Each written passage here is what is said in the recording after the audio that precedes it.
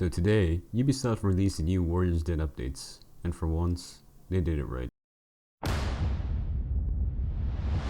So, they announced Phase 2, a bunch of hero tweaks, dodge attacks, new testing grounds for Tiandi and Valkyrie with minor guard break changes, and then all the new season stuff like effects, new weapons, all that stuff.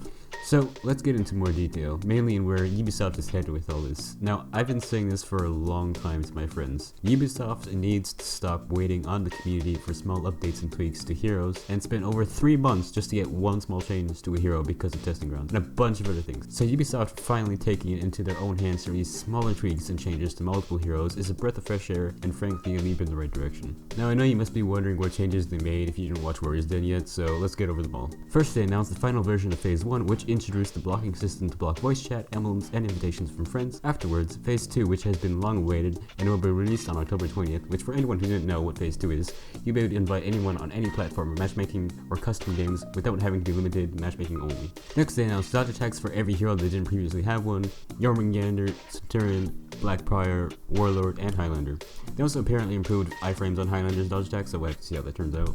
After that, they went on a massive tweaks rampage. First, they made PK's dagger cancel dodge recoverable starting at 200 MS, improved the input on the 4 dodge heavy, reduced the damage on PK's ridiculous guard break punish to something manageable finally, which is 28 damage. Her throws have less recovery now, increased range on attacks, new hitbox for her zone, and lastly, her feat now deals 15 damage and 10 damage of bleed over 10 seconds. Then they gave some changes to Lawbringer. They increased his attack range, changed some hitboxes, increased his parry punish input window 600 MS more, and his impale is now 800 MS. Kensei got his top unblockable link 100 MS shorter, his top unblockable is now 1100 MS, and soft feints faster than before. They also increased the range of the unlock. You can now heavy unlocked, and it will come from the side instead of the top for menu lane purposes in Mushi. Side dodge lights that have iframes and are now 533 MS. Front dodge light is 500 MS and can be affirmed from 200 MS to 500 MS in the dodge. Some recoveries were reduced and her hitboxes were also changed. Centurion's charge heavies gained more range, charge punch gained more range, its length is now 1300 MS and has hyper armor starting at 1000 MS.